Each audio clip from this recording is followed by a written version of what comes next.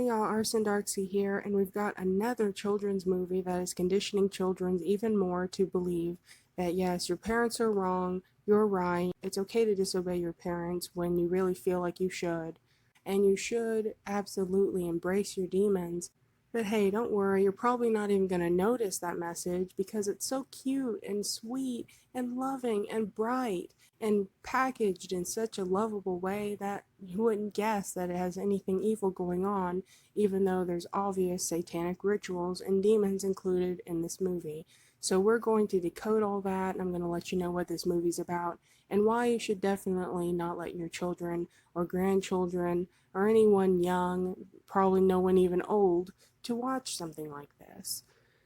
And I just want to thank everyone who's donated to me in the last few weeks because this wouldn't be possible without you. Creating these videos and documentaries for you guys takes a whole lot of money and time from me, so it really does help more than you can imagine to donate. So if you are able to donate anything, I'd really truly appreciate it, and it would help me to bring out more content to you guys a whole lot sooner. So thank you again to everyone who's helped me out, and let's get started. Turning Red starts out with May, the 13-year-old, saying, "Of course, some people are like, be careful. Honoring your parents sounds great, but if you take it too far, well, you might forget to honor yourself." And then she says, "Luckily, I don't have that problem. Ever since I turned 13, I've been doing my own thing, making my own moves 24/7, 365. I wear what I want, say what I want." And then they show her instrument case that says, "This girl loves math." Nothing wrong with that, necessarily. But then you can see the symbol for Pan, which is a demon, and also a symbol for pedophilia, which you will see more and more in children's entertainment, which is not at all a coincidence. You also see more and more unicorns on children's clothing and basically anything that has to do with children, most specifically little girls. I saw this in the movie Tangled I watched the other day, and I wanted to touch more on that and some other movies and how all of these correlate. Then you've got the peace sign, which they do use a lot in this movie and in most children's entertainment, and you will see a bunch of pentagrams. Honestly, if you took a shot of alcohol every time you saw a pentagram in this movie, you would die of alcohol poisoning. No joke. So you've got your symbol for you-know-what-ophilia. You've got your peace sign, which you should know the history on the peace sign, but I'll try to add in some pictures or something to brush you up on it. And then we've got a picture of what looks like to be a cat. I'll add a link in the description about cat worship, Hello Kitty, and shows like that, and the spiritual meaning of these things. Because as much as you may think I'm reaching and that, oh, these creators are just putting in these random cutesy things into these movies, these people, if you really look into them, they have ties to the occult, uh, more specifically Luciferianism, and these people know very well what these symbols really mean, and they are conveying a message if you look closely.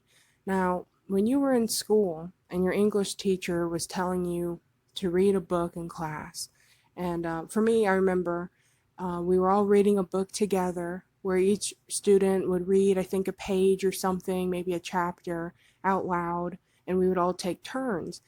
One day the teacher pointed out that the author included blue curtains into the story. I don't remember what the book was, but they included blue curtains. And the teacher was explaining how that meant that the character was sad, and my teacher was also pointing at other things being talked about in the story, and reading in between the lines and making more sense of the book than met the eye. Now, no one put their hand up in class or stood up and said, "Oh, you're crazy, you're reaching, that's ridiculous," even though at the time it did feel ridiculous to probably everyone, like, "Oh my gosh, like, you're just reaching too far." But when you do grow up and you look at the detail that's put into these stories, and if you've ever written a book yourself or made a movie, you know that an awful lot of detail and thought goes into these things. And if you were a part of a religion, especially a religion that was so big on symbolism, you would include that too into your movies, into your creations in general.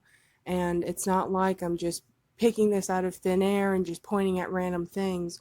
I'm not talking about the heart symbol or the books or the diamond ring or the whale or anything else that's on this case, because to me that doesn't hold any significance. Maybe some other people might disagree. I'm just pointing out the specific things that are satanic here, and you may think that I'm being ridiculous, but I'm really not.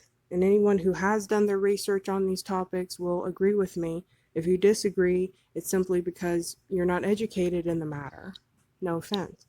She goes on to say, but not to brag, but being 13 means I'm officially a grown-up, at least according to the Toronto Transit Commission.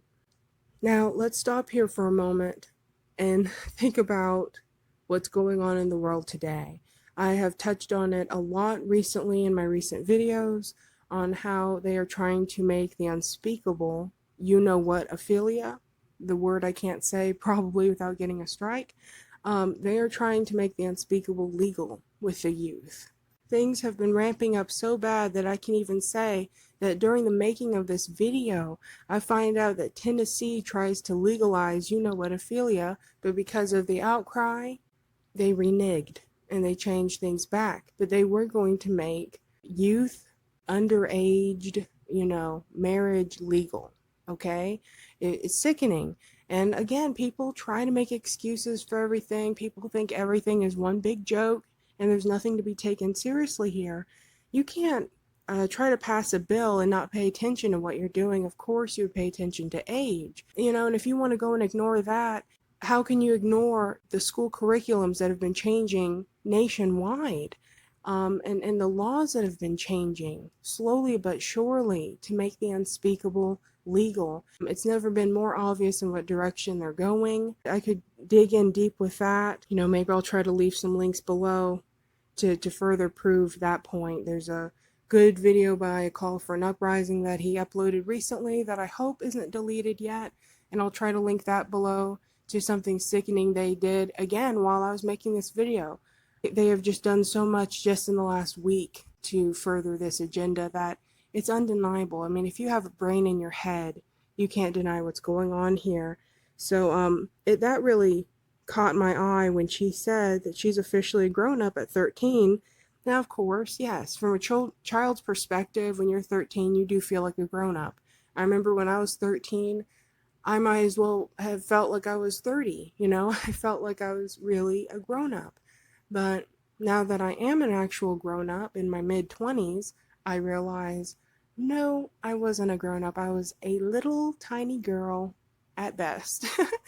You gotta keep in mind, this movie was not created by 13-year-olds. This was created by adults who know better.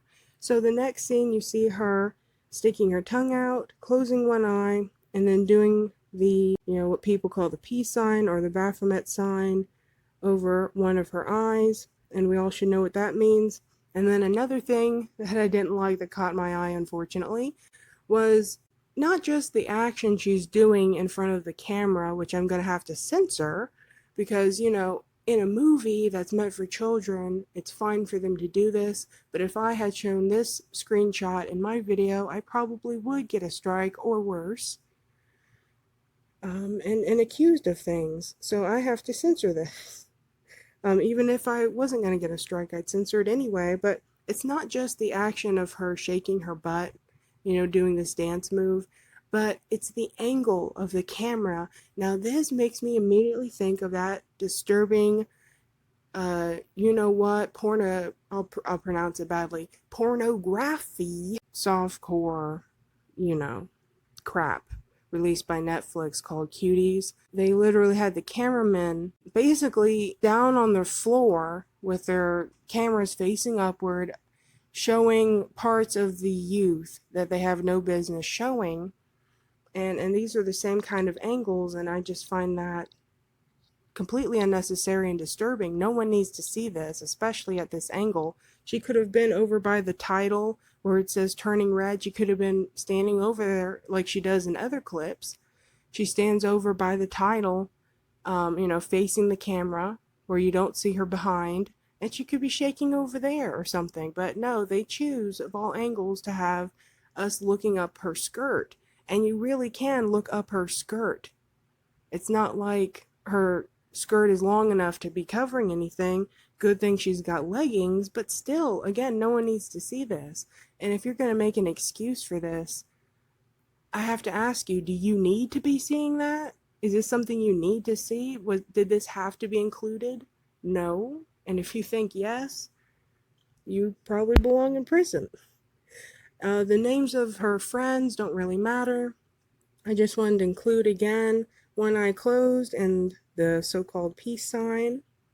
And one of the friends is reading what's supposed to be like a Twilight book. And I thought I would show this scene here that comes up next where they're spying at this young man at the gas station. And you can see a lot of G's and a lot of sixes, which I just thought was interesting to point out here. I'm not sure if that is on purpose or not. They basically talk about how cute this guy is and this, that, and the other. And May, the main character, says he looks like a hobo. May I remind you what real men look like? And there are these, to me, they look pretty girly, like girly young men. One of them has their nails painted. And of course, you see more pentagrams. So these girls are huge Four Town fans or Four Townies. They literally worship these guys and are dying to see them in person. And then we're going to cut to the next scene here where she is having a very disturbing dream for a young lady to be having. A lot of these scenes are pretty disturbing, especially because of how quickly they're being flashed, how the color scheme is, how dark it is. And it's just really not something that's appropriate for a young child to be seeing, in my opinion. And in one of these scenes, you can see these flowers that have the heads of her friends in the flowers. And they pop out of what looks like coffins. But when you look closely, you can tell they're not coffins. But with how quickly it does appear, it does resemble coffins, which I feel like is pretty disturbing, especially to a young viewer. And you can literally see demons manifesting through this picture that they have of her ancestor. The next day, May wakes up, and she soon finds out that she has been transformed in the night to a red panda, a giant red panda, and she's freaking out in the bathroom. Her mother checks on her outside the door, asking her if she's sick, if she's constipated, what could be going wrong. And, it's kind of funny that the mother's like, is she starting her period early? No, it's too early. And her mom freaks out and breaks out a bunch of pads and, I don't know, ibuprofen and stuff for her period. And May is hidden in the shower so her mother doesn't see her. But, that was pretty funny. You could argue that's not really appropriate for a young viewer, but I guess it depends on the age. That scene in particular for someone who's maybe a girl that's of age, if she's 11, 12, 13 years old and you're using that to educate her, that might be a funny way of getting her to learn. But some parents may argue that it's not up to a movie to solely teach their child about that. But anyway, that's a topic on its own. I won't touch on that in particular. So later on, her parents find out that she has been transformed into a giant red panda, and they decide to break the news that she indeed is being affected by a generational curse. Now, of course, in this Disney movie, they will not tell you the truth that this is a generational curse. They try to call it literally a blessing and paint it as being a good, positive, beautiful, helpful thing that you should embrace. But in reality, it is a generational curse, and the whole plot of the movie, the whole summary, the whole moral to the story is to embrace your demons. And you can actually see a movie or a show. I'm not sure what it is. I haven't watched it.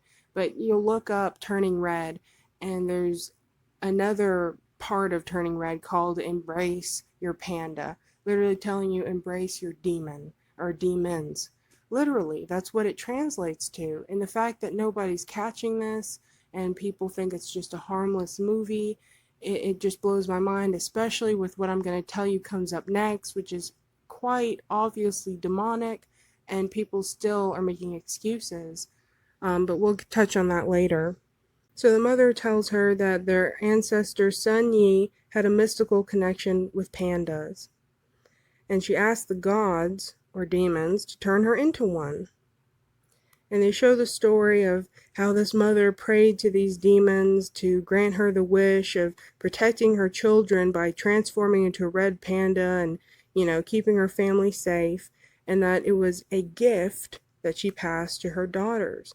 Again, they're painting this as being a good thing, a blessing, a gift, God's granting her wish. And the mother says, and they passed it to theirs, but over time, our family chose to come to a new world, and what was a blessing became an inconvenience. And the daughter, having more sense than anyone in the room, says, "Are you serious? You cursed us. It's a curse." And mother says, "No, it's a blessing. Don't worry, there's a cure." And the whole cure, well, to them, is to literally do a satanic ritual on this little girl.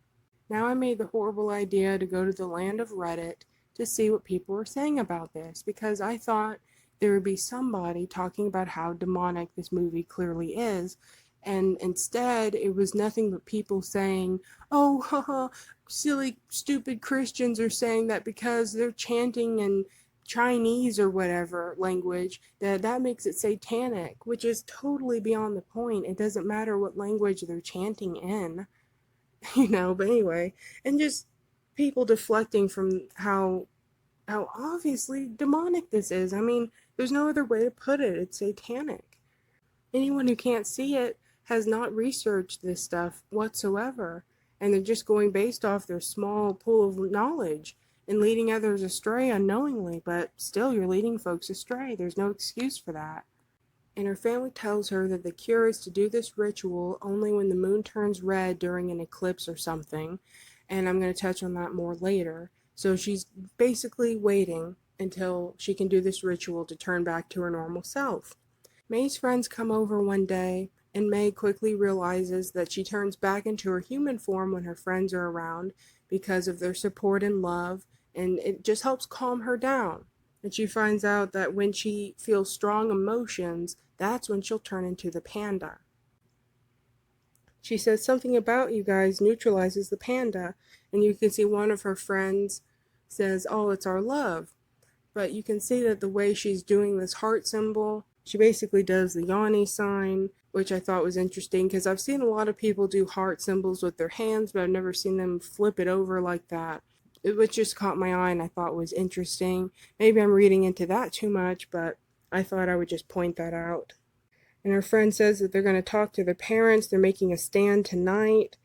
And May says, "But I can't ask my mom. I'm a furry taking time bomb." Her parents couldn't possibly allow her to go to the concert, turning into a giant red panda when she gets so excited seeing these young boys. So later on, she tries to prove to her parents that she's got her panda under control, or her demons, and they decide to test her by showing her pictures that should upset her, like deforestation or a sad orangutan. And she manages to keep calm because she thinks of her friends. And so then her father decides to bring out a box of kittens, and she still somehow manages to keep calm in the presence of these kittens. And her parents are shocked that she's able to do such a thing.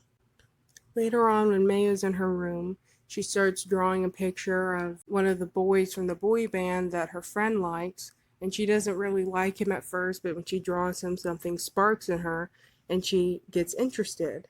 And then she looks at the camera basically the whole time while she awkwardly walks to her bed, and then sits down and quickly rolls under her bed with her notebook, and things start to get intense, I guess would be the word, where she's drawing a whole bunch of pictures as quickly as she can of what we assume to be her and or this boy in the boy band. Now, they show some of the pictures, but I'm led to believe that there are more pictures that they do not show us because I think they only show a couple, but when she throws it away later on, you can see more pictures in the trash can, and I don't think I have a picture of that saved, so I just thought I would point that out there. And in the picture she draws, of course, there's a pentagram. I just want to say that when I was a child, after my mom taught me how to draw pentagrams or stars, whatever you want to call it, I drew them all the time just because it was a new thing I learned how to do. And I would always draw them upright. I never draw them upside down on purpose. So it's very strange that she would draw one like that and draw it upside down in that way. But whatever. So she draws some pentagrams, she draws this guy, and her mom knocks at the door and starts to come in. So May quickly hops on her bed and tries to act natural, but her mother notices the notebook and takes a peek. Now, the way that her mother is reacting to looking at these pictures her daughter drew, it leads me to think that maybe there's more than meets the eye here, because her daughter ends up holding the notebook up like a centerfold. Which again, like, why would the creators decide to do that? I don't know. That seems inappropriate. So maybe she did draw something she wasn't really supposed to draw, because her mom seems absolutely horrified at the findings in this notebook. And again, they only show like a couple of pictures, but when she crumples up all the pictures and throws them in the trash can later, the trash can seems full of doodles, but you can't make it out. So, who knows what she really did draw. Then later on, when she's at school, in gym class, playing volleyball with her friends, they all talk about how their parents won't let them go to the concert that they're dying to go to. And one of the girls says, "My parents said I could go when I'm 30." Another friend says, "Mine called it stripper music. What's wrong with that?" And again, why they decided to put this into a children's show, or movie rather, I don't know. And I've been making the argument that children's movies, children's entertainment in general, is not actually made for children, it's for adults. I think there is clean adult entertainment, and I think there is dirty adult entertainment. And I think Disney, Cartoon Network, Nickelodeon, and so on, I think that is clean adult entertainment, because there's so much in here that's not right for children. Even child psychiatrists will tell you that the flicker rate and the way the scenes move in movies, how quickly things progress in movies, and everything else, when it comes to television in general, it's not good for a child. It can cause anxiety, it can cause problems with their attention span, and much more. It's just not good in general for children to be watching TV, but especially when the creators are putting stuff in there that's not appropriate for children whatsoever. So the girls conclude that they're not going to be able to go to the concert unless they manage to pay for the tickets themselves and sneak out and go. And they're at a loss. They don't know what they're going to do. All of a sudden, some other girls at school happen to catch May in her panda form because she got upset.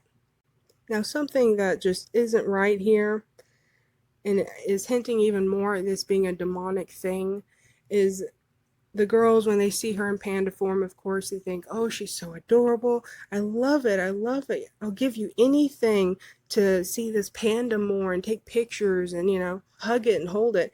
And they say, "I'll give anything." One girl says, "My kidney." Another girl says, "My soul." She'll literally give her soul just to see this demon again, is what that translates to.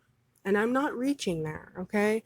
I'm not some idiot who, I'm not paranoid, I'm not crazy. I know when I'm reaching and I know when I'm not. And I'm not reaching when it comes to that. The creators know what they're doing here, and this is completely inappropriate. And they prove even further that they know this is a demonic thing in the movie. And I really don't know, again, how people aren't catching it, but we'll touch on that in a moment. So the girls start waving money in front of the main character's face and her friends, and they find out this is a great way to make money.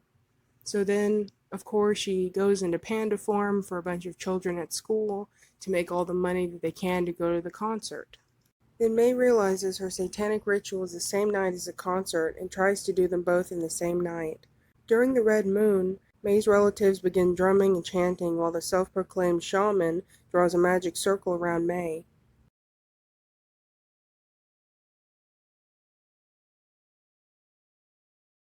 Once enough demons are conjured, May begins to levitate and astral project, meeting up with a demon posing as her ancestor, Sun Yi. May decides that instead of following through with the ritual, which includes putting her panda demon inside of some piece of jewelry to wear for the rest of her life, she decides to embrace her demon, disobey her mom, and run off to the concert with her friends. Her mom's jewelry containing her own panda demon is broken, releasing her generational curse, and May's mother rushes to the concert to stop May. Long story short, everyone suddenly decides it's the mother who's somehow wrong, May yells at her mother, saying, "I love gyrating. I'm 13, Mom. Deal with it." And then the whole family decides to drag the mother into a ritual circle. Now, if you pay close attention to the popular children's films over the last few years, you can see the conditioning leading up to this.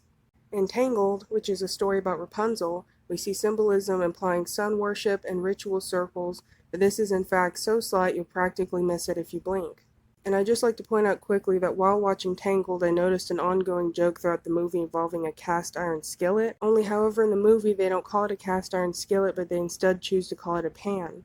The pan bit was funny at first, but after it kept being used as a joke over and over, I soon asked myself, why a pan? Why a pan of all things being used as the butt of a joke? Then it hit me. As you've probably already guessed, the so-called Pan joke was being rubbed in our faces continually because it really signifies Pan the demon, which again is a symbol of where unicorns come from and is also a symbol for you-know-what-ophilia, since Pan is a notorious creep. Pan is also known to be directly associated with ritual circles or magic circles, which further proves it's a symbolic ritual circle entangled, not just a coincidence. In the movie Luca, you have a shape-shifting marine spirit that disobeys his parents, proves his parents wrong, and then gets the whole town to accept and embrace demons. No pattern forming there, right?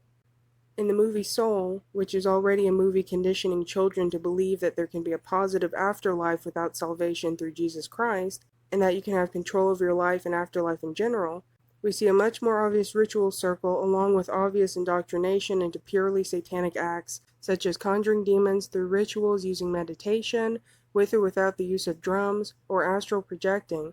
I mean, we can see them meditating several times throughout the movie in order to astral project and take control of their lives. I guarantee you, if I was a child watching this, I'd feel tempted to imitate them, and I promise you, other children are imitating this garbage right now. Just watching an episode or two of the older shows like Dexter's Laboratory and stuff like that, where they showed characters smoking in the cartoon, I vividly remember my mom scolding me and my cousins for sucking on straws and dramatically exhaling, pretending that we were smoking. Parents will admit that children are like sponges, but when folks like myself try to point out satanic garbage conditioning their children, the parents suddenly act like the child won't pick up on inappropriate moments in the movie or that everything is completely harmless. Do you truly believe that no children were affected whatsoever when the creators of The Rescuers decided to show a naked woman during a scene?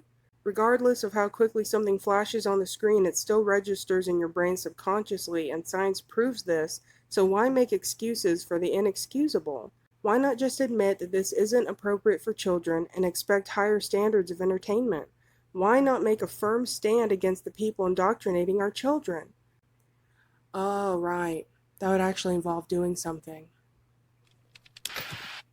Anyway, May's mom soon learns to shut up, further being proven by what's said at the end when May's mother is upset with her for dressing inappropriately, and May responds with, "My panda, my choice," which isn't only a disturbing joke strongly hinting at abortion, but proves even more that panda equals a side of you that makes you do bad things and dishonor your parents, or a demon. We begin this movie with her talking about honoring her parents, and we end it with her dishonoring them. But oh, it's okay because the movie makes us feel good and nobody died, right? Yeah. Thank y'all for watching. I really appreciate you guys. Thank you for all of your love and support. God bless y'all in Jesus' name. Bye.